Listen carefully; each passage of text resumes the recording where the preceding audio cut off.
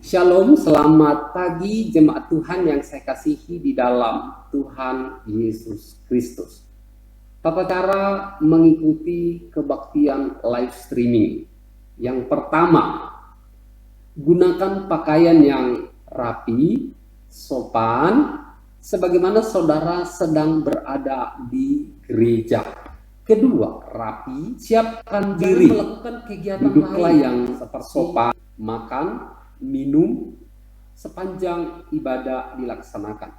Ketiga, ikutilah liturgi serta berpartisipasi aktiflah selama ibadah berlangsung, seperti duduk, berdiri, bertepuk tangan, memberikan persembahan.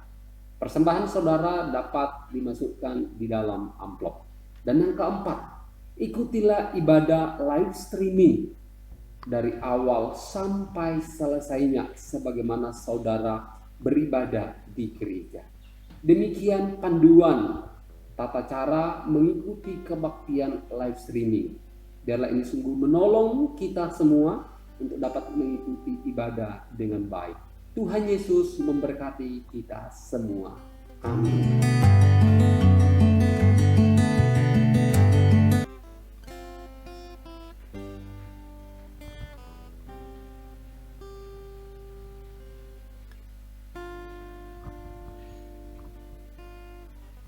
Selamat pagi jemaat yang terkasih di dalam Tuhan. Kurang semangat selamat pagi. Bersyukur pada hari ini kita bisa berkumpul kembali untuk beribadah kepada Tuhan. Mari kita tenangkan terlebih dahulu hati dan pikiran kita untuk masuk di dalam hadirat Tuhan. Mari kita mengambil saat teduh dengan hati yang tenang, karena kita akan memulai ibadah ini. Ibadah ini dibuka dalam nama Allah Bapa, Allah Putra, dan Allah Roh Kudus.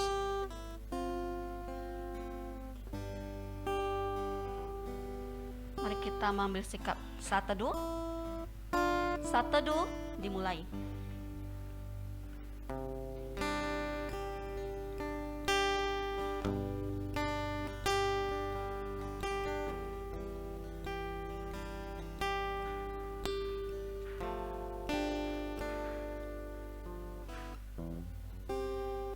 Teduh selesai, mengundang jemaat untuk bangkit berdiri.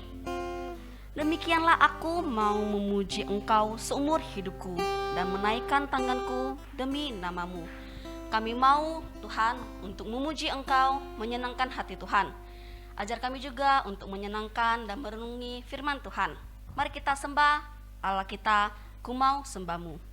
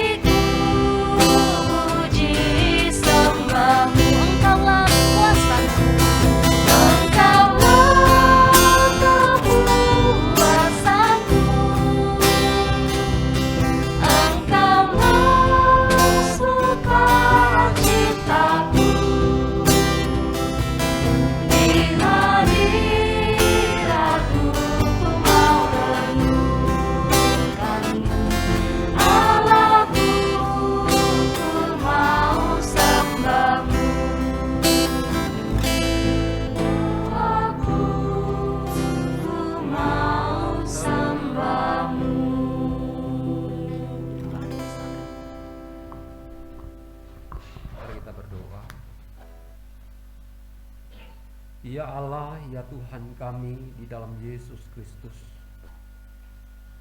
pagi minggu hari ini bersama dengan umat-umat Tuhan di jemaat di tempat ini, kembali kami datang menyembah, memuji Engkau, sebab Engkau layak menerima segala pujian sembah kami. Dan kami pada hari ini bersukacita, bersyukur bahwasanya kasih dan pemeliharaan Tuhan sempurna di dalam kehidupan kami. Kami sadar betul bahwa kalau kami boleh melewati hari-hari kami, bahkan kami boleh melewati 1 minggu ini setelahnya kami beribadah di tempat ini pada minggu lalu, kami tahu bahwa semua hanyalah karena pertolongan daripada Tuhan memimpin kami. Kami sungguh bersyukur untuk segala anugerah-Mu, untuk segala pemeliharaan-Mu, bahkan berkat-berkat-Mu yang Kau berikan untuk kami nikmati. Terima kasih. Ampuni kami di dalam segala salah, di dalam segala pelanggaran dosa yang kami perbuat lawan kehendak Tuhan, lewat pikiran kami, lewat tutur kata kami, lewat sikap. Ampuni, dan biarlah sungguh kiranya pengampunan-Mu kami diperkenankan, kami dilayakkan di hadapan Tuhan. Bapa di surga, pagi ini di dalam ibadah minggu kami bersama mau bersatu hati, mau menyerahkan untuk seluruh rangkaian ibadah yang sedang berlangsung. Mari berkati pujian kami, doa kami, bahkan perenungan firman. Sungguh seluruh rangkaian ibadah ini dari awal pertengahan sampai selesainya semuanya hanya untuk kemuliaan bagi nama Tuhan dan menjadi berkat buat kehidupan kami, membangun kami untuk bertumbuh di dalam iman kepada Tuhan. Mari berkati kami Bapa yang Tuhan percayakan melayani hari ini. Oleh anugerah Tuhan menutup bungkus kami dengan kuat kuasa-Mu, sehingga pelayanan yang kami lakukan bukan untuk dipuji orang, tetapi untuk kemuliaan, untuk menyenangkan hati Tuhan. Jemaat-Mu yang hadir maupun yang sedang dalam perjalanan, mari berkati agar sungguh hari ini kami bersama bersukacita, bersorak, memuji, menyembah Tuhan, sebab kebesaran Tuhan selalu nyata di dalam kehidupan kami. Terima kasih Bapa, kami serahkan waktu kami di dalam beribadah, hati pikiran kami hanya tertuju kepadamu. Di dalam nama-Mu Yesus kami berdoa. Amin. Mari kita ikrarkan pengakuan iman rasuli dalam bahasa Indonesia dan dalam bahasa Mandarin. Pengakuan iman rasuli. Aku percaya kepada Allah, Bapa yang Maha Kuasa, Khalik langit dan bumi, dan kepada Yesus Kristus, Anak-Nya yang tunggal Tuhan kita, yang dikandung dari Roh Kudus, lahir dari anak darah Maria, yang menderita sengsara di bawah pemerintahan Pontius Pilatus, disalibkan, mati dan dikuburkan, turun ke dalam kerajaan maut. Pada hari yang ketiga, bangkit pula dari antara orang mati, naik ke sorga, duduk di sebelah kanan Allah, Bapa yang Maha Kuasa, dan dari sana Ia akan datang untuk menghakimi orang yang hidup dan yang mati. Aku percaya kepada Roh Kudus, gereja yang kudus dan am, persekutuan orang kudus, pengampunan dosa, kebangkitan tubuh, dan hidup yang kekal. Amin. 1. 心经，我信上帝，全能的父，创造天地的主。我信我主耶稣基督，上帝的独生子，领圣灵感愿，永动真理玛利亚所生，在本地比拉多手下受难，被地有十字架，受车埋葬，降在阴间，地上天从死人重复我升天，坐在真能父上帝的右边，将来必从那里降临，审判活人死人。我信圣灵，我信圣恩公的教会，我信圣徒相通，我是觉得赦免，我信圣地复活，我信永生。Amin. Jemaat tetap berdiri ya, karena kita mau memuliakan Sang Raja yang damai, yang mau turun ke dunia untuk menyelamatkan kita. Dan mari kita bersukaria menyambut Dia, hari kelahiran Tuhan, yang menjadi sama dengan kita manusia. Mari kita bersama-sama muji, dengar Malak memuji. Malak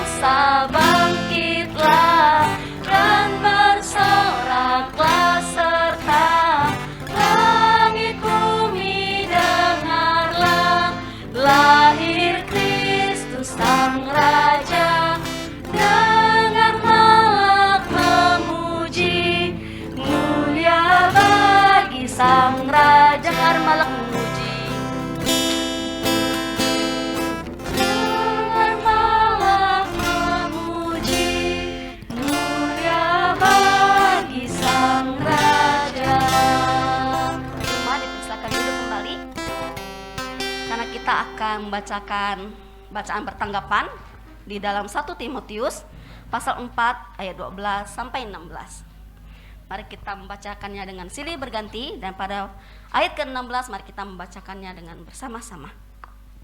1 Timotius pasal 4 ayat 12 sampai 16. Tugas Timotius dalam menghadapi pengajar sesat. Di ayat 12, jangan seorang pun menganggap engkau rendah karena engkau muda. Jadilah teladan bagi orang-orang percaya dalam perkataanmu, dalam tingkah lakumu, dalam kasihmu, dalam kesetiaanmu, dan dalam kesucianmu. Sementara itu, sampai aku datang, bertekunlah dalam membaca kitab-kitab suci, dalam membangun dan dalam mengajar. Jangan lalai dalam mempergunakan karunia yang ada padamu, yang telah diberikan kepadamu oleh nubuat dan dengan penumpaan tangan sidang penatua. Nantikanlah semuanya itu, hiduplah di dalamnya supaya kemajuanmu nyata kepada semua orang. Bersama-sama 2, 3. Awasilah dirimu sendiri dan awasilah ajaranmu. Bertekunlah dalam semuanya itu, karena dengan berbuat demikian engkau akan menyelamatkan dirimu dan semua orang yang mendengar engkau. Bacaan kita sampai di sini. Sebentar lagi kita akan merayakan hari kelahiran Tuhan kita, Yesus Kristus. Mari kita sambut Dia dengan bersorak-sorak, dengan bersukacita menyambut Sang Raja kita. Berita Natal yang pertama.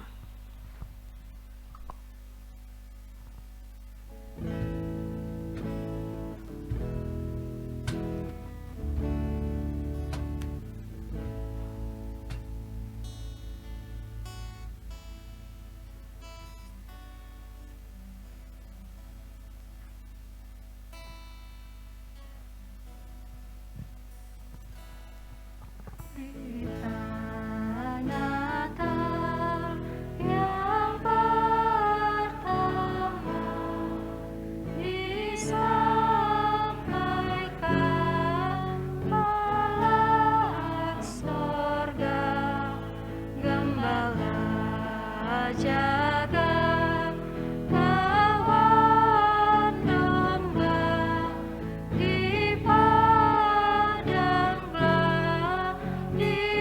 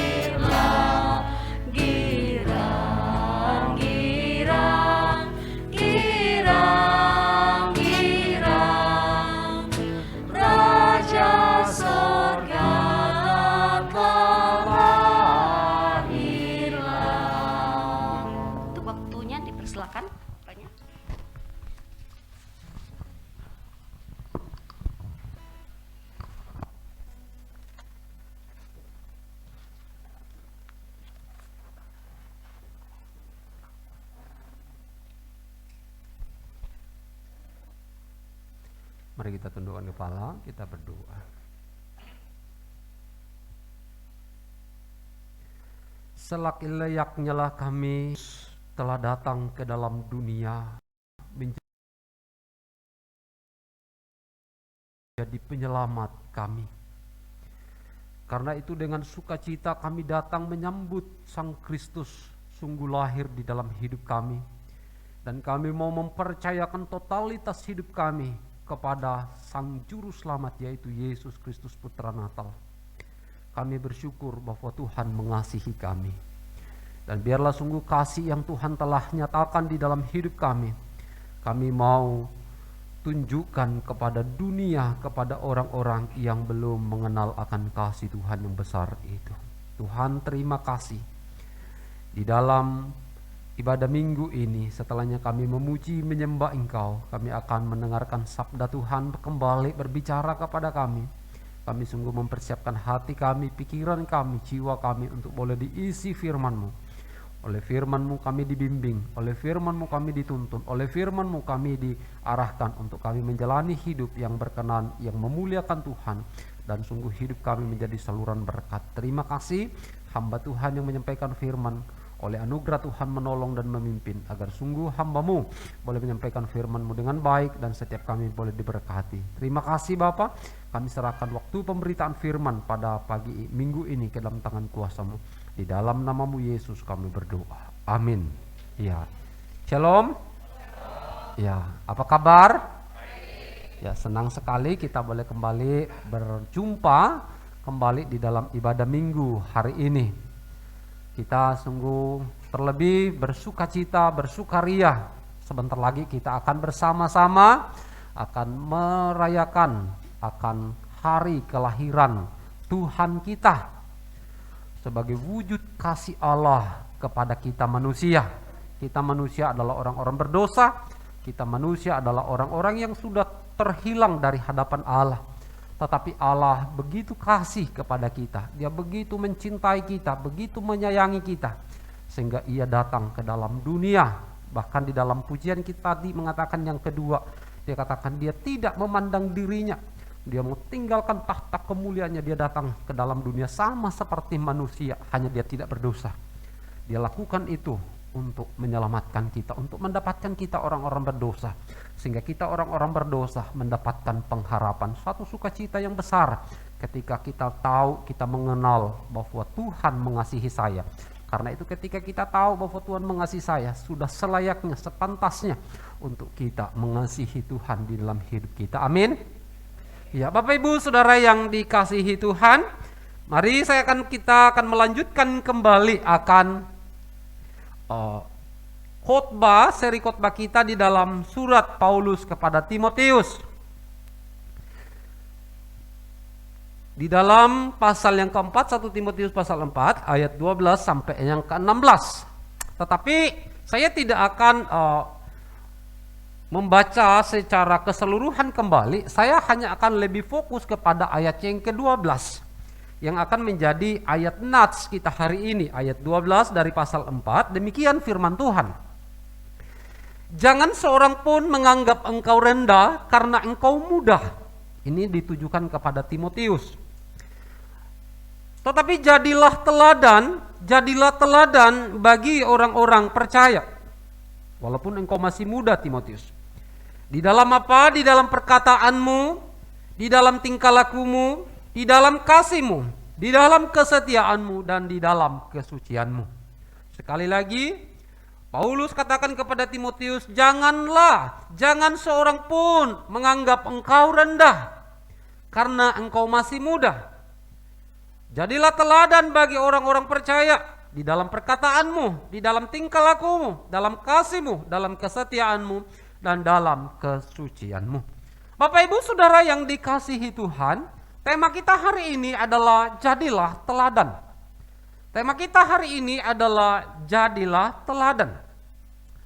Kata teladan di dalam Kamus Besar Bahasa Indonesia, kata teladan itu berarti sesuatu yang patut ditiru atau sesuatu yang baik untuk dicontoh. Jadi kata teladan itu berarti sesuatu yang patut dapat ditiru atau baik untuk dicontoh. Itu arti dari kata teladan. Baik itu di dalam perkataan, di dalam perbuatan, maupun di dalam kelakuan, ataupun di dalam sifat atau karakternya. Patut ditiru, baik untuk dicontoh. Nah, maka muncul satu pepatah yang mengatakan bahwa satu keteladanan lebih baik dan lebih bermakna daripada 1.000.000 nasihat. Sekali lagi pepatah ini mengatakan satu keteladanan yang baik dan lebih bermakna lebih baik daripada 1.000.000 nasihat.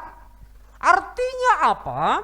Artinya bahwa satu teladan yang baik di dalam perkataan, di dalam kelakuan, di dalam perbuatan, di dalam sikap atau karakter akan lebih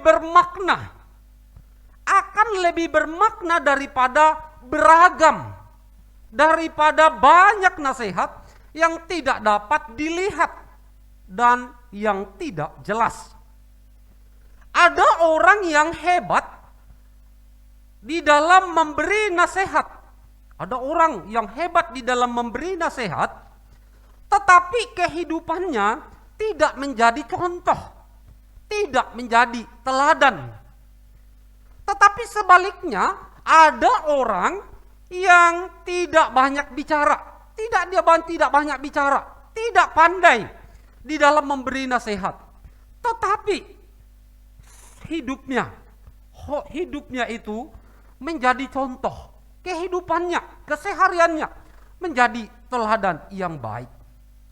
Nah, Bapak Ibu Saudara yang dikasihi Tuhan, keteladanan tidak hanya ditentukan atau tidak ditentukan dari usia seseorang. Jadi keteladanan itu tidak selalu ditentukan dengan usia seseorang. Ada orang yang lebih tua di dalam hitungan usia, tetapi itu tidak menjamin bahwa orang tersebut dapat menjadi teladan yang baik. Sebaliknya, ada orang yang lebih muda usianya, tetapi dia menjadi teladan yang baik bagi orang lain. Jadi ternyata usia tidak menjadi patokan seseorang bisa menjadi teladan. Ada orang yang sudah tua tetapi tidak menjadi contoh, tidak menjadi teladan. Tetapi ada orang muda, anak-anak muda, tetapi kehidupannya menjadi contoh, menjadi teladan. Keteladanan juga tidak ditentukan oleh tingkat pendidikan, jabatan, dan posisi seseorang. Ada orang-orang yang punya jabatan tinggi, punya kedudukan bagus, tetapi kehidupannya tidak menjadi contoh. Para pejabat di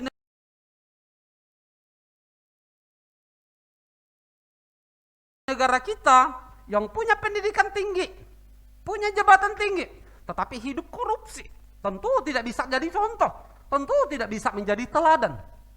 Tetapi ada orang-orang yang tidak punya pendidikan, tidak punya jabatan, tidak punya kedudukan yang baik, tetapi kehidupan kesehariannya sungguh-sungguh menjadi contoh, menjadi teladan bagi banyak orang. Bapak Ibu Saudara yang dikasihi Tuhan, dalam prakteknya keteladanan bukan hanya sebuah teori. Jadi keteladanan itu di dalam prakteknya bukan hanya sebuah teori, tetapi harus disertai dengan sebuah tindakan nyata. Jika seseorang hanya pintar mengajarkan, tetapi tidak pernah membuktikannya lewat kehidupannya sendiri, itu artinya semua hanyalah teori kosong. Memberi nasihat banyak tentang kebaikan kepada orang lain, tetapi jika dirinya sendiri tidak pernah hidup baik, bahkan bertolak belakang dengan apa yang ia sampaikan, maka itu hanyalah sebuah teori. Jadi kalau saya mengajak jemaat, ayo kita hidup baik, kita berbuat baik, tetapi saya sendiri tidak berbuat baik, maka itu hanyalah sebuah teori. Suatu kali ada seorang penjual jamu. Jamu yang dia jual ibu ini adalah untuk melangsingkan tubuh. Sang penjual jamu ini dia begitu lihai, dia begitu pandai mempromosikan, menceritakan akan khasiat jamu yang ia jual. Dia mengatakan bahwa jamu yang saya jual di dalam 3 minggu, badan Anda yang gemuk bisa menjadi seperti bodi gitar. Badan saudara yang gemuk ketika minum jamu yang saya jual, maka dijamin saudara akan menjadi langsing. Tetapi orang-orang yang mendengarnya, apa yang disampaikan penjual jamu ini tidak mau membelinya. Dia tidak mau membelinya. Bapak Ibu tahu kenapa orang-orang tidak mau membeli? Orang-orang tidak tertarik dengan jamu yang ibu ini jual. Bapak Ibu tahu kenapa? Ternyata penjual jamunya berat badannya 100 kilo lebih. Orang tidak percaya. Bagaimana mungkin Anda mempromosikan jamu pelangsing tetapi tubuh Anda sendiri di atas 100 kilo? Sama halnya kalau Pak Amun pergi keliling Kumpai, jualan ginseng penumbuh rambut. Wah, coba bayangkan, ya. Saya mempromosikan tentang ginseng penumbuh rambut. Saya dengan pintar, dengan hebat menceritakan, kalau Anda menggunakan ginseng ini maka rambut Anda akan tumbuh. Orang kira-kira percaya tidak? Tidak percaya. Kenapa? Rambut saya sendiri tidak tumbuh. Tidak sinkron, tidak sama. Nah, saudara-saudara yang dikasihi Tuhan, sama halnya dengan seorang bapak yang menasihati anaknya, anak, jangan merokok. Rokok itu bahaya. Bahaya terhadap kesehatanmu, nak. Tetapi bapaknya perokok, kira-kira anaknya dengar enggak? Enggak. Nah, jangan minum minuman keras. Tapi bapaknya peminum, anaknya tidak mau dengar. Kalau saya marah-marah sama Talia, Talia kamu jangan marah-marah, tapi saya setiap hari marah-marah di rumah, Talia tidak mau dengar. Nah, Bapak Ibu Saudara yang dikasihi Tuhan, seringkali kita menemukan akan kasus-kasus yang seperti ini di dalam kita menjalani hidup. Bahkan di dalam kekristenan, di dalam gereja masa kini, seringkali kita juga menemukan bahwa ada banyak orang-orang Kristen yang begitu aktif mengajak orang untuk pergi ke gereja. Yuk kita ke gereja. Yuk kita percaya kepada Yesus Kristus dengan sungguh-sungguh. Tetapi sendirinya tidak rajin ke gereja. Sendirinya tidak benar-benar percaya Yesus. Seringkali kita temukan seperti ini di dalam gereja. Nah, saudara-saudara yang dikasihi Tuhan, keteladanan itu sangat penting. Keteladanan itu sangat penting, bukan hanya sebuah teori. Sebab keteladanan itu tanpa kata-kata sekalipun, itu dapat mengubah, dapat mempengaruhi orang lain. Sekali lagi, keteladanan itu sangat penting di dalam seluruh totalitas hidup kita. Tanpa berkata-kata sekalipun, itu dapat mengubah, dapat mempengaruhi orang lain. Bapak Ibu Saudara yang dikasihi Tuhan, Tuhan Yesus merupakan contoh yang sempurna akan hal keteladanan. Di dalam masa pelayanan Tuhan Yesus secara fisik di dalam dunia ini, Tuhan Yesus mengajarkan banyak hal tentang kasih dengan standar yang sungguh jauh dari apa yang dipandang dunia. Tetapi perhatikan dari kehidupan Yesus. Tuhan Yesus tidak hanya berhenti sampai pada dia mengajar tentang kasih, melainkan Yesus menunjukkan akan kasih lewat keteladanan hidupnya, lewat sikap hidupnya yang nyata. Jadi Yesus tidak hanya berbicara mengasihi, tetapi dia menunjukkan, mencontohkan kehidupan yang mengasihi. Kalau kita melihat apa yang Tuhan Yesus katakan di dalam Matius pasal yang ke-20, ayat 26 sampai 28. Ketika di sana Tuhan Yesus berkata seperti ini, ayat 20, pasal 20, ayat yang ke-26 berkata begini, tidak demikian di antara kamu, barang siapa, ini pernyataan Yesus, barang siapa ingin menjadi besar di antara kamu, hendaklah ia menjadi pelayanmu. Dan barang siapa ingin menjadi terkemuka di antara kamu, hendaklah ia menjadi hambamu. Ini adalah nasihat, ini adalah yang disampaikan oleh Yesus. Tetapi perhatikan ayat 28, Tuhan Yesus berkata begini, sama seperti anak manusia, datang bukan untuk dilayani, melainkan untuk melayani, dan untuk memberikan nyawanya menjadi tebusan bagi banyak orang. Nah, Tuhan Yesus telah membuktikan tentang apa yang dia katakan, bagaimana kita menjadi seorang yang merendahkan diri, menjadi pelayan, menjadi hamba. Dan Yesus telah contohkan, teladankan, benar-benar ketika ia datang ke dalam dunia, ia menjadi hamba. Bahkan keagungannya dia tinggalkan, datang merendah di dalam dunia sama seperti manusia. Bahkan dia mati di kayu salib. Bahkan di dalam satu kesempatan bersama murid-muridnya, dia membasuh akan kaki murid-muridnya. Nah, Bapak Ibu Saudara, ini adalah bukan hanya sebuah teori, tetapi di dalam tindakan nyata ia teladankan. Lalu di waktu yang berbeda, Tuhan Yesus berkata begini. Di dalam Yohanes 15 ayat 12 dia katakan begini, inilah perintahku, perintah Tuhan Yesus, yaitu supaya kamu saling mengasihi seperti aku telah mengasihi kamu. Bapak Ibu Saudara, Yesus telah menunjukkan akan kasih yang begitu rupa sehingga ia rela menyerahkan, memberikan nyawanya untuk menebus kita manusia. Tidak ada kasih yang lebih besar daripada kasih seorang yang memberikan nyawanya untuk sahabat-sahabatnya. Dan Yesus telah membuktikan, Yesus telah menyatakan, mencontohkan, menteladankan, dia memberikan nyawanya untuk kita manusia. Wujud kasih.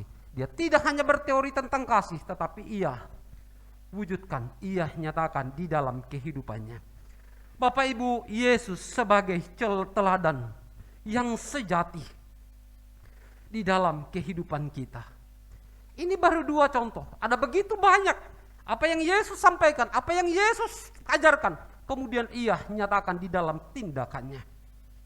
Bapak Ibu Saudara yang dikasihi Tuhan, Rasul Paulus juga mengingatkan kita mengenai pentingnya keteladanan di dalam kehidupan kita. Seperti yang disampaikan kepada Timotius di ayat nats Alkitab yang kita baca hari ini. Rasul Paulus mengingatkan kita tentang pentingnya keteladanan di dalam hidup ini. Paulus berkata kepada Timotius ayat 12, jangan seorang pun menganggap engkau rendah karena engkau muda. Jadilah teladan bagi orang percaya dalam perkataanmu, dalam tingkah lakumu, dalam kasihmu, dalam kesetiaanmu, dan dalam kesucianmu. Bapak Ibu Saudara, jelas sekali di dalam ayat nats ini terlihat bahwa Paulus sedang mendorong Timotius dan juga kepada orang percaya untuk menjadi teladan di dalam menjalani hidup. Jelas sekali apa yang Paulus tuliskan ini jelas sekali Paulus sedang mendorong Timotius dan juga kepada orang percaya termasuk jemaat Kumpai untuk menjadi teladan di dalam menjalani hidup di tengah-tengah dunia ini. Saudara-saudara, di dalam hal apa saja Rasul Paulus ingatkan, dorongkan kepada kita agar kita harus menjadi teladan di dalam menjalani hidup di tengah-tengah dunia ini. Di dalam hal apa saja. Paulus katakan, dia rincikan di dalam ayat yang ke-12 ini. Yang pertama Paulus katakan, hendaklah menjadi teladan di dalam perkataan. Nasihat yang pertama pertama yang disampaikan Paulus kepada Timotius dan juga kepada kita orang percaya, yaitu mengenai keteladanan di dalam perkataan.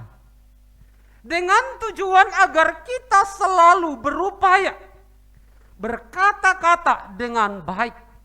Jadi dengan keteladanan yang baik di dalam perkataan, maka satu tujuannya adalah supaya kita berkata-kata dengan baik, dengan bijak, dengan berhikmat, yaitu kata-kata yang bersumber dari Allah yang diam di dalam diri kita.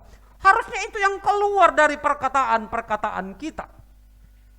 Sehingga itu dapat membangun kehidupan jemaat, membangun kehidupan orang lain.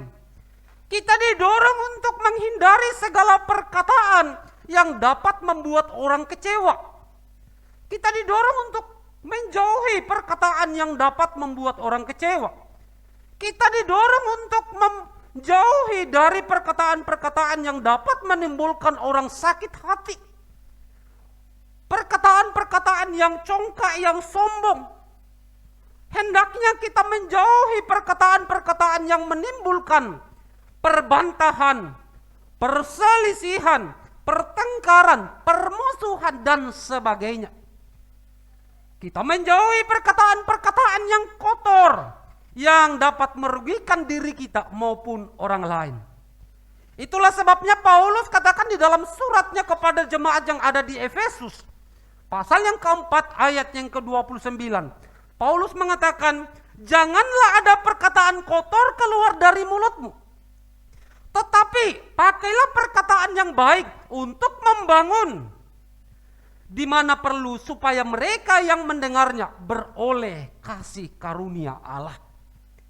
Keteladanan di dalam perkataan, di dalam tutur kata kita akan sangat berdampak, bahkan dapat membawa orang untuk mendengar, yang mendengarnya beroleh kasih karunia.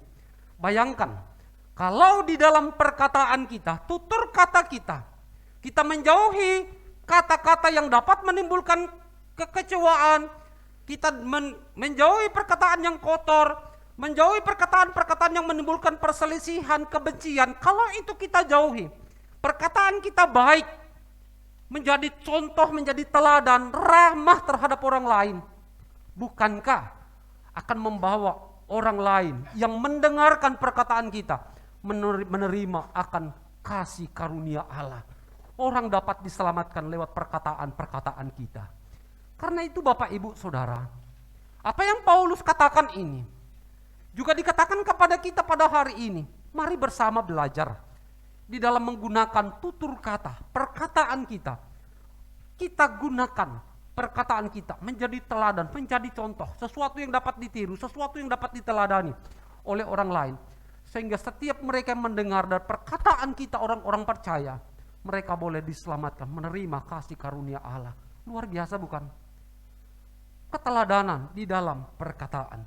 Yang kedua, keteladanan yang kedua yang Paulus rincikan, yang harus dimiliki oleh orang percaya, orang Kristen, dikatakan hal yang kedua, menjadi teladan di dalam tingkah laku. Hal yang kedua yang Paulus ingatkan kepada kita adalah supaya kita menjadi teladan di dalam tingkah laku.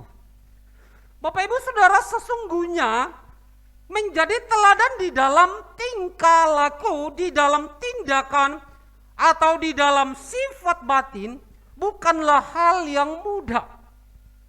Namun inilah yang menjadi kehendak, inilah yang dikehendaki Rasul Paulus supaya dilakukan oleh Timotius dan juga orang percaya. Sebab itu adalah kesukaan, itu adalah kehendak Allah. Tingkah laku berarti sifat batin yang tidak menggerutu, yang tidak memberontak, jujur, berintegritas. Di luar dan di dalam itu sama. Ada orang dengan tidak ada orang itu sama. Di gereja dengan di rumah itu sama. Ini berbicara tentang tingkah laku, tentang sikap. Nah, kehidupan yang demikian inilah yang Paulus nasihatkan kepada Timotius dan juga kepada kita hari ini, untuk kita menunjukkan satu kehidupan yang demikian, yang benar-benar di dalam seluruh tingkah laku kita, tindakan kita, baik ada orang tidak ada orang, di gereja, di rumah, dimanapun, di tempat pekerjaan sekalipun, orang melihat tidak orang melihat, kita menunjukkan satu kehidupan yang benar. Dan itulah yang Paulus inginkan, itulah yang Paulus dorongkan untuk dikerjakan, untuk dilakukan orang percaya, sehingga menjadi teladan, menjadi contoh, sesuatu yang dapat ditiru, sesuatu yang dapat diteladani. Memang tidak gampang, memang tidak mudah, tetapi bukan berarti tidak bisa. Saya sendiri juga berjuang untuk melakukan itu. Karena itu mari bersama-sama kita belajar untuk menjadi teladan, menjadi contoh sebagai orang percaya di dalam tingkah laku kita.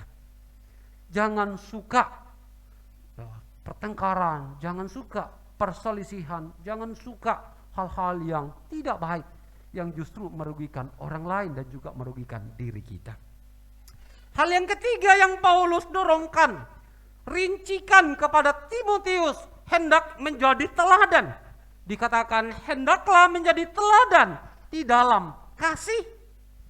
Keteladanan yang ketiga yang mesti nampak, yang mesti nyata di dalam kehidupan orang percaya, yang harus nyata, yang harus nampak di dalam kehidupan orang percaya, Paulus katakan, jadilah teladan dalam kasihmu.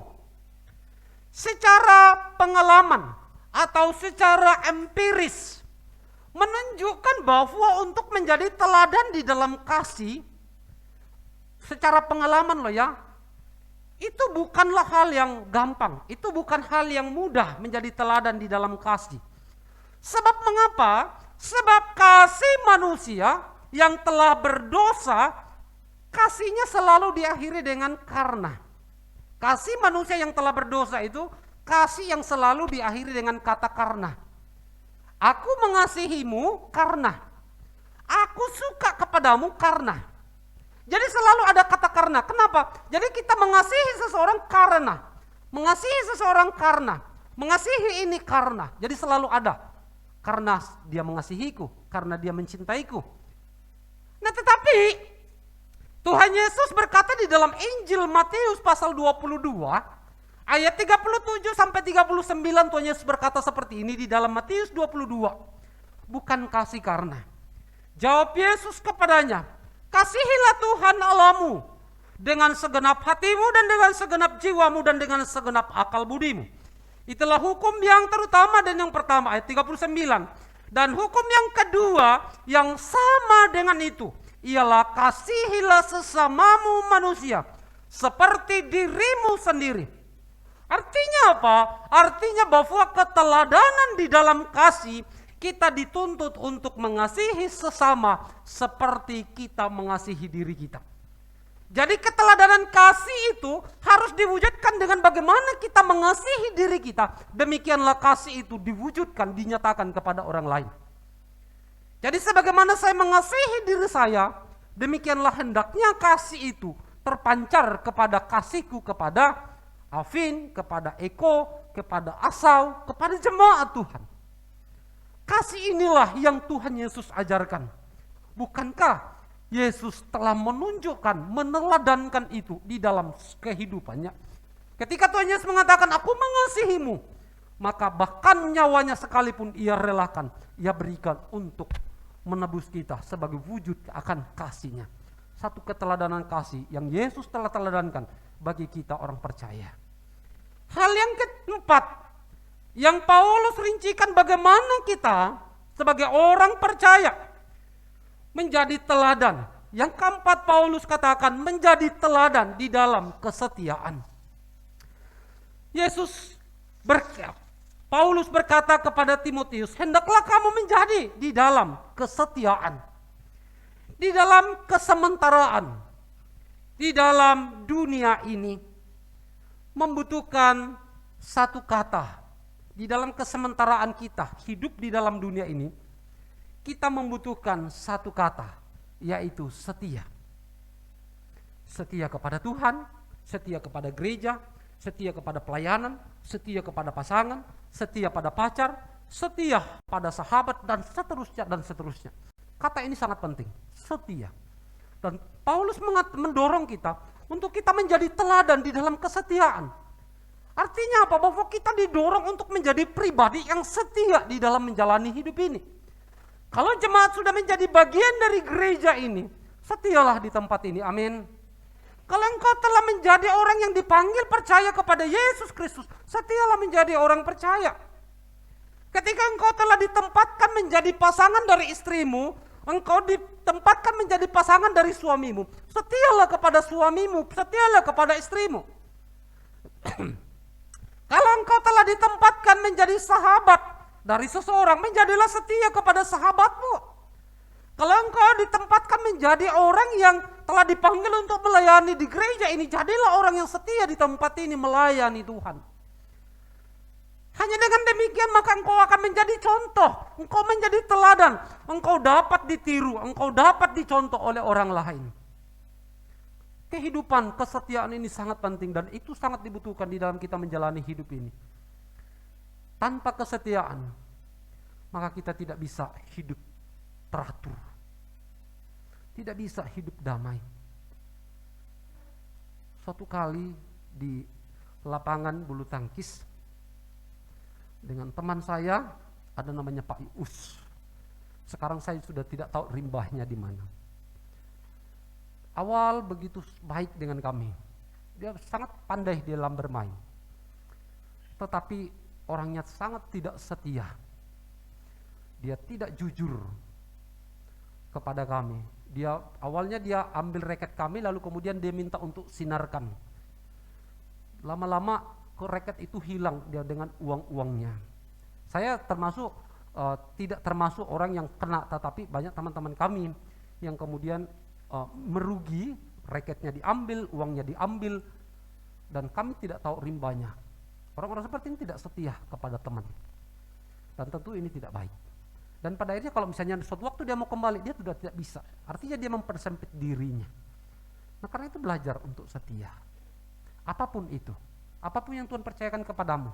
Apakah itu pasanganmu, apakah itu pelayananmu, apakah itu gerejamu, apakah itu sahabatmu, apakah itu pacarmu, apakah itu istrimu, suamimu, apapun itu.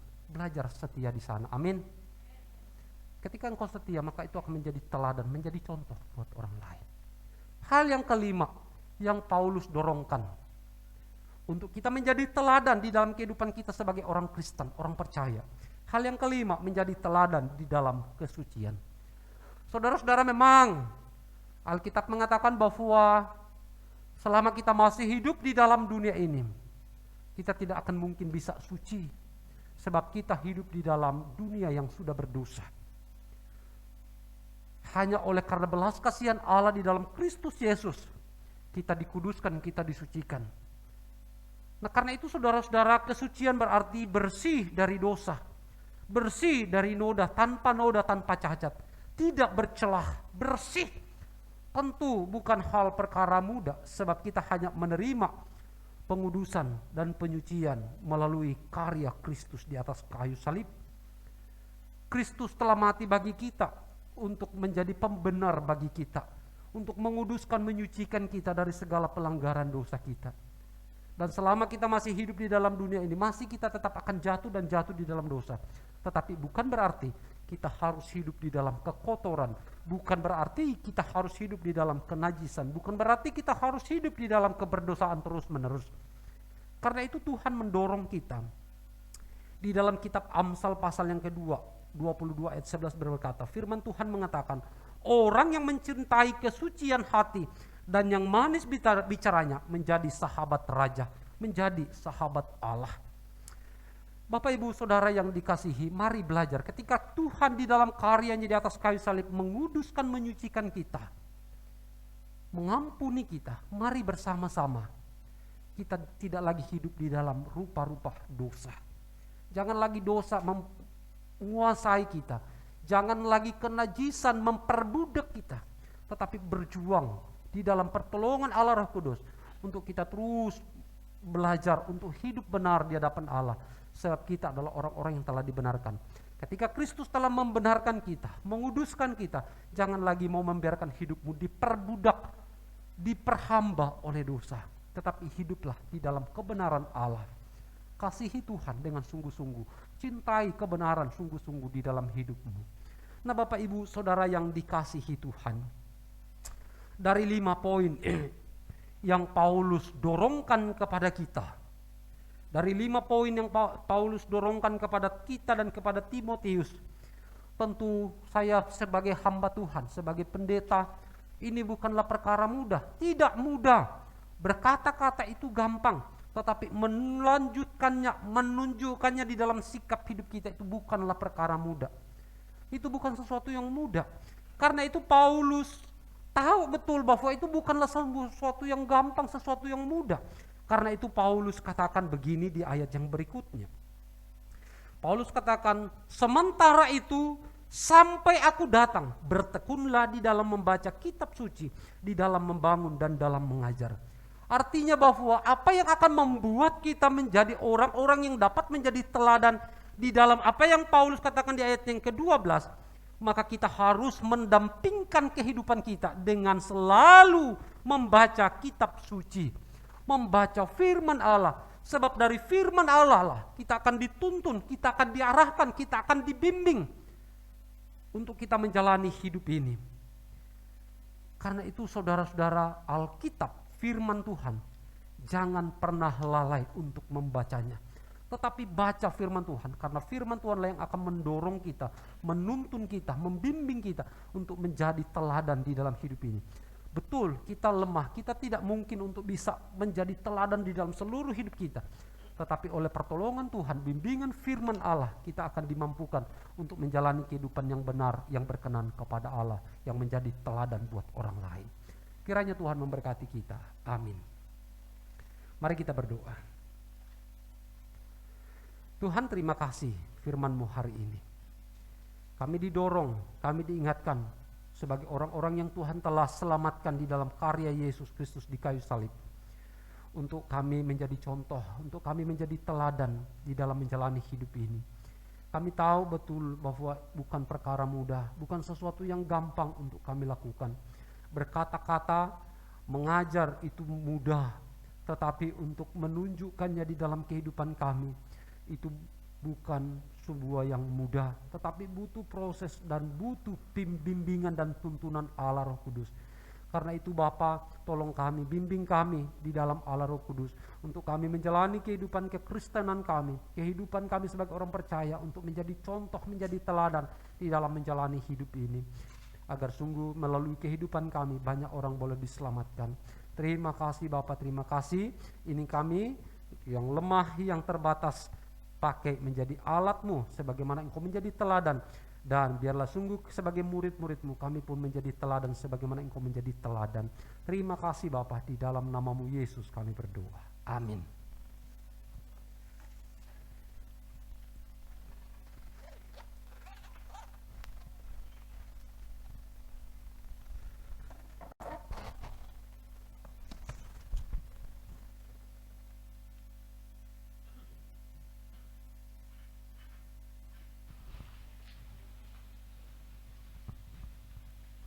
Sungguh indah firman Tuhan yang telah kita dengarkan. Mari kita belajar, bukan hanya ucapan yang dapat kita katakan, tetapi mengikuti apa yang Tuhan lakukan. Karena Tuhan adalah teladan yang sempurna. Kata orang, menjadi orang Kristen itu sangat mudah. Hanya percaya saja, bisa masuk surga.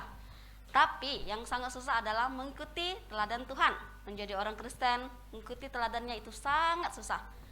Namun, tiada mustahil bagi Tuhan. Mari kita berjuang bersama untuk mengikuti teladan yang Tuhan lakukan di dunia ini, dalam Alkitab dan pengajarannya. Mari kita bersungguh-sungguh mengikuti Dia dengan setia. Mari kita meresponi firman Tuhan dengan angkat pujian, jadikanku berkat-Mu Tuhan.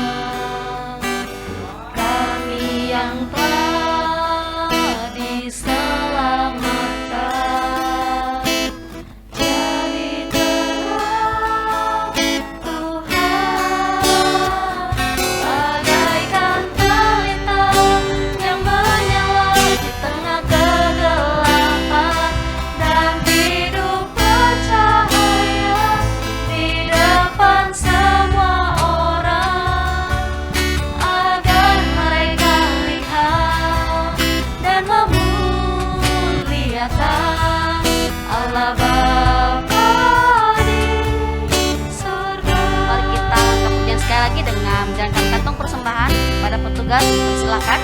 Minggu ini kita akan menjalankan 2 kali persembahan untuk kas diakonia dan untuk kas umum.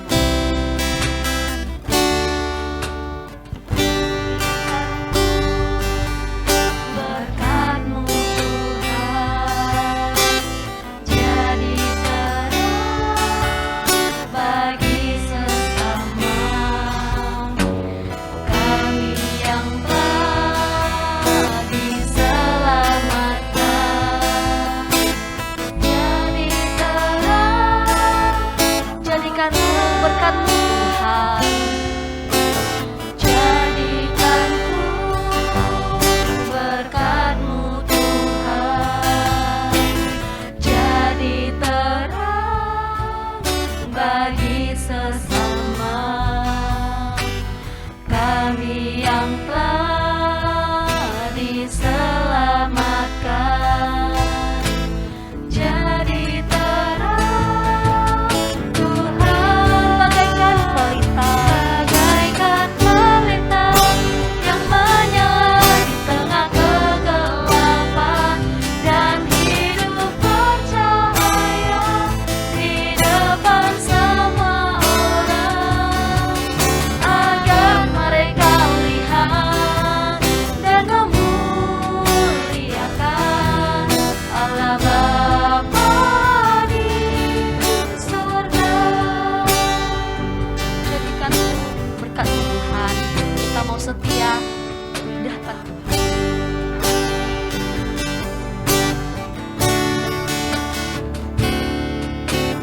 Jadikanku berkat-Mu Tuhan, jadi terang bagi sesama kami yang telah diselamatkan. Jadi terang Tuhan, Jadikanku berkat-Mu Tuhan, jadikanku berkat-Mu Tuhan, jadi terang bagi sesama kami yang telah diselamatkan. Jadi terang Tuhan bagaikan pelita yang menyala di tengah kegelapan, dan hidup bercahaya di depan semua orang, agar mereka lihat dan memuliakan Allah Bapa di surga. sedang untuk jemaat bangkit berdiri, kita angkat pujian sekali lagi. Mari kita belajar bersungguh-sungguh dengan setia menjadi berkat di tengah-tengah di keluarga kita, di lingkungan sekitar kita. Berkat-Mu Tuhan jadi terang bagi sesama kami yang telah diselamatkan.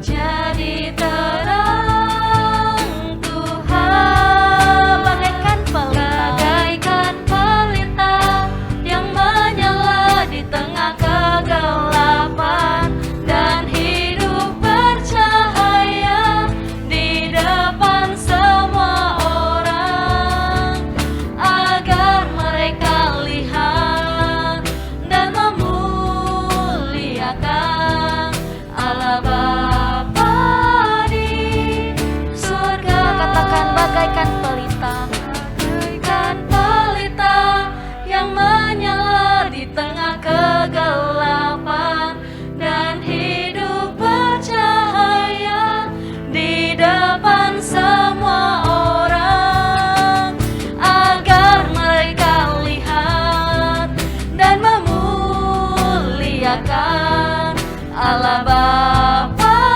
di surga. Bagaikan pelita yang menyala di tengah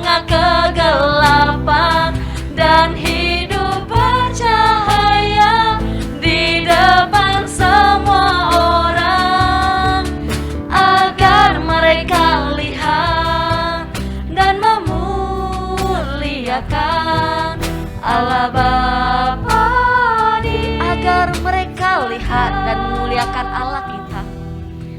agar mereka lihat dan memuliakan Allah Bapa di sorga.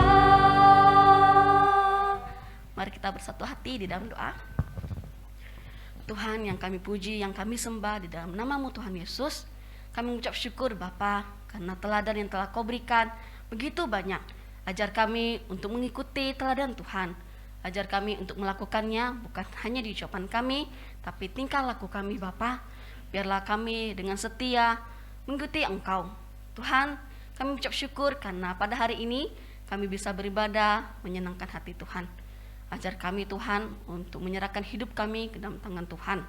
Kami juga berdoa untuk 1 minggu ini Bapa, dosa-dosa yang telah kami lakukan, biarlah Engkau yang menolong kami, memberikan kami pengampunan, dan jangan biarkan kami masuk ke dalam dosa yang sama. Pimpin kami Bapa di dalam hidup kami menjadi terang bagi lingkungan kami, keluarga kami, di sekitar kami. Terima kasih Tuhan. Kami juga berdoa untuk persembahan yang telah ada. Ucapan syukur kami Bapa, biarlah Engkau yang memberkati. Kami juga berdoa untuk hidup kami, jemaat-Mu tempat ini, dari yang terkecil sampai yang besar lanjut usia. Biarlah Engkau yang menolong setiap kami apa yang kami lakukan. Terima kasih Tuhan. Terpujilah nama-Mu Bapa, di dalam nama-Mu Tuhan Yesus kami ucap syukur dan berdoa. Amin. Jemaat dipersilakan duduk kembali. Untuk warta dipersilakan.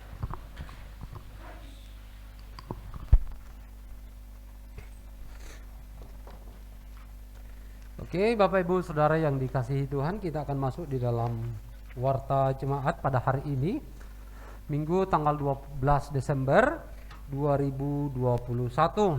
Ya, kita sudah ada di minggu kedua bulan Natal ini ya. Oke, jadwal pelayanan dimulai dengan jadwal pelayanan pada minggu depan, yaitu dengan tema, karena itu minggu tanggal 20 berapa itu? Tanggal 19 ya. Iya, tanggal 19 minggu depan, tanggal 19 Desember, dengan tema rencana Allah tidak pernah gagal ya. Kita melompat ke kitab Matius untuk mempersiapkan kita untuk masuk di dalam perayaan Natal pada tahun ini tanggal 25 ya. Rencana Allah tidak pernah gagal di dalam Matius pasal 1 ayat 18 sampai 25. Pembicara saya sendiri, pemimpin pujian Eli Kurniawati, singer backing vokalnya Lili dan Cincing, musik Acing, Ella, Lia dan Jose atau Eko. Petugas persembahan Bapak Pantas dan Ibu Eva ya. Lalu kemudian jadwal pelayanan sekolah minggu, 10 perintah Allah, cerita firman Tuhan, Saudari Afin, pemimpin pujian Devi dan Lia, musik Acing. Lalu kemudian jadwal ibadah tunas remaja, kayaknya ini harusnya obvious sih, betul ya? Ya, karena kita Natal malamnya. Oke. Laporan persembahan Natal, ibadah raya, tanggal ibadah raya pada minggu lalu sebesar 1.049.000. Lalu kemudian persembahan kolektan sekolah minggu 128.000, tunas remaja 298.000, persembahan pemuda itu di off kan ya. Lalu kemudian persembahan persepuluhan yang masuk nomor 050 900.000, keluarga penginjil Herfianton dan Susan 800.000, saudara Ferdean Awangnya yang di Jakarta 500.000. Lalu kemudian yang masuk kotak persembahan non-M, tidak ada nama, tidak menuliskan nama, sebesar Rp40.000. Lalu kemudian ini persembahan Natal yang masuk pada minggu yang lalu. Saudari Lia 150.000, Ibu Kanggu Ehun 100.000, keluarga Mimin 150.000, Mama Erwin 150.000, Gembala 600.000, Ibu Teju Cheng 100.000, Ibu Nio Sayuluan 300.000, Pak Pantas 100.000, Ibu Ling Mengnai 600.000, Ibu Jap Simfong 100.000, Bapak Jong Sunyen 50.000, AY 400.000, Ibu Asiu 150.000, Ibu Irin 100.000, keluarga Ibu Asnawati 200.000, Seli Novianti 100.000, Saudara Mehmet 15.000, Kevin C 200.000, Ibu Afong 200.000, Papa Ajan, ya ini belum ke gereja nih, iya, Papa Ajan, ya betul ya, ya 200.000 total.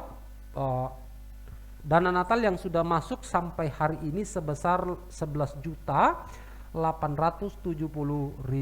rupiah. Nah, bagi saudara-saudara jemaat Tuhan yang ada di rumah, yang ada di luar kota, yang saudara ingin mendukung akan gereja dan juga perayaan Natal GKKB Kumpai, silakan boleh langsung di transfer di nomor rekening gereja dan juga di scan barcode di beberapa aplikasi yang tertera. Nah, dan bagi Bapak Ibu Saudara yang telah memberikan dan mendukung akan perayaan Natal, Tuhan kiranya memberkati. Mari Bapak Ibu terus bersama bergandengan tangan mendukung akan perayaan Natal. Anggaran Natal tahun ini sebesar 30 juta. Berarti masih kurang sekitar 19 juta ya. Ya, kita percaya dan amini tepat pada waktunya akan tercukupi. Lalu kemudian kita masuk warta. Diingatkan kembali bahwa pada minggu ini, pada sore nanti jam 3 sore ya, jam 3 sore kita ada Natal sekolah minggu di gereja kita. Nah, jadi diharapkan dan diingatkan bapak-bapak, ibu-ibu ya, yang ada tetangganya ya, silakan ajak untuk boleh hadir di dalam perayaan Natal di sekolah minggu di gereja kita pada sore nanti. Kalau ibu-ibu, bapak-bapak mau datang nonton, monggo silakan, tapi tidak dapat snack ya. Ya tidak apa-apa ya, kalau mau datang lihat orang nari ya silahkan datang ya. Saya sendiri saya pastikan saya datang ya. Saya akan datang nontonnya. Lalu kemudian pada tanggal 19 ya, minggu depan ya,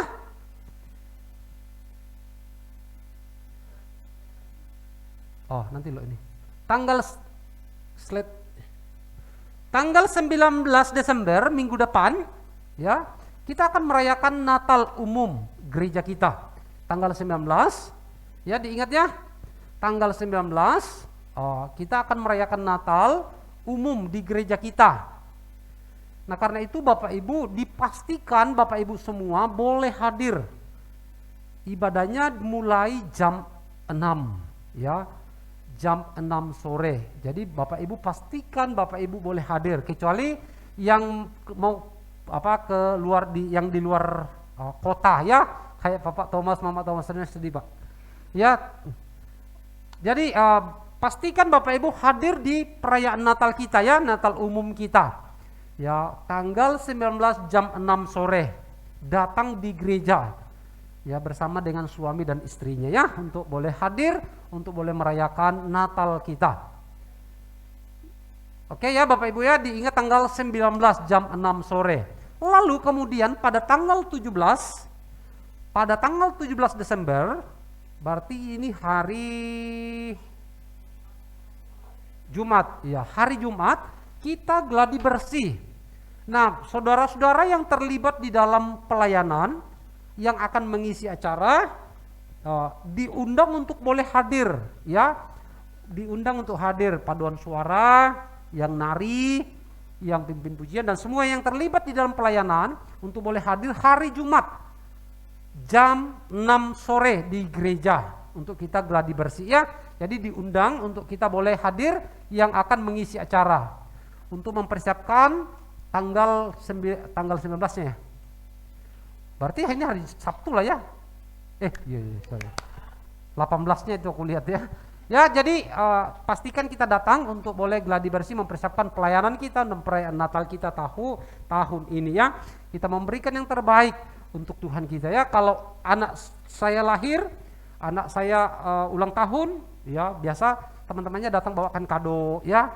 Nah, mengingat kembali akan peristiwa besar yang Tuhan telah kerjakan dalam hidup manusia. Allah datang ke dalam dunia, lahir ya. Kita mau memperingati hari ini, sekalipun 2000 tahun yang lampau, tapi kita mau kembali memperingati. Kita memberikan yang terbaik untuk Tuhan kita yang telah mengasihi kita. Amin ya. Mari mempersiapkan diri kita untuk memberikan terbaik dalam pelayanan kita untuk menyambut Natal ya, yang akan dilaksanakan pada tanggal 19 Desember. Lalu kemudian sekaligus bahwa tanggal 25 Desember pada hari Sabtu, iya kah? Tanggal 25 Desember kita akan ada ibadah Natal di gereja jam 9 pagi. Lalu pada sore harinya akan dilaksanakan perayaan Natal Tunas Remaja. Ya, jadi pagi tanggal 25 Desember kita ada ibadah seperti minggu ini. Itu hari Sabtu, tepatnya hari Sabtu.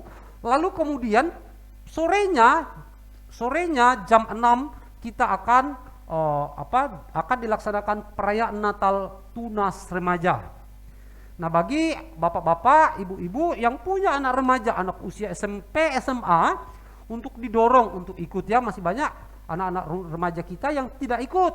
Nah, kita dorong lewat momen Natal ini, mereka boleh aktif ikut di ibadah Tunas Remaja ya. Karena itu Bapak Ibu dorong anaknya tanggal 25 jam 6 sore di gereja kita. Lalu kemudian pada tanggal 31 di gereja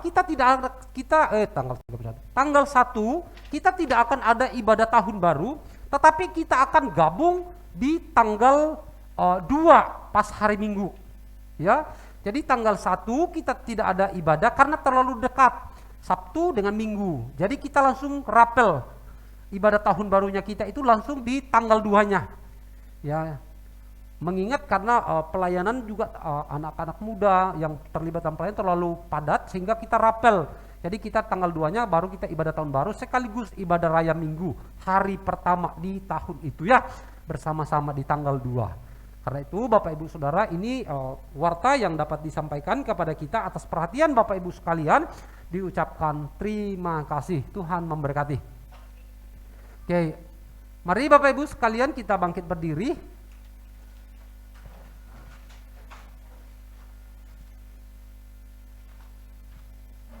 Kita akan kembalikan segala pujian hormat kepada Tuhan kita Yesus Kristus. Untuk mengakhiri seluruh rangkaian ibadah kita menaikkan pujian doksologi, puji Allah Bapa, Putra dan Roh Kudus. Sesudah itu kita akan menerima doa berkat.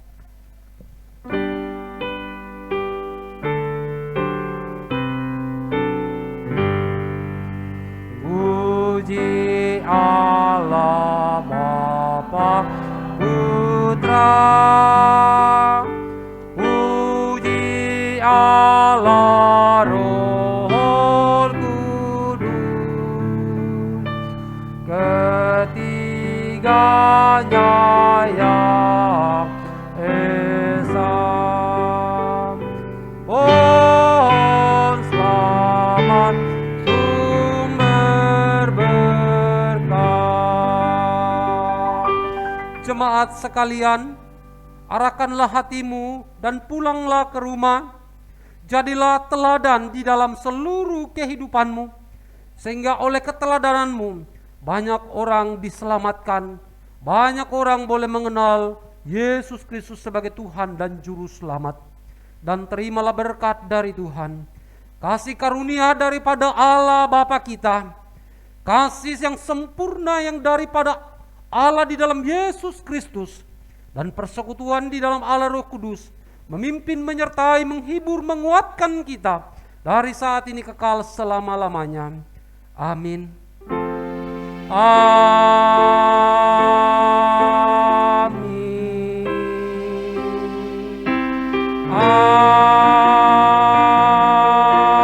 Amin.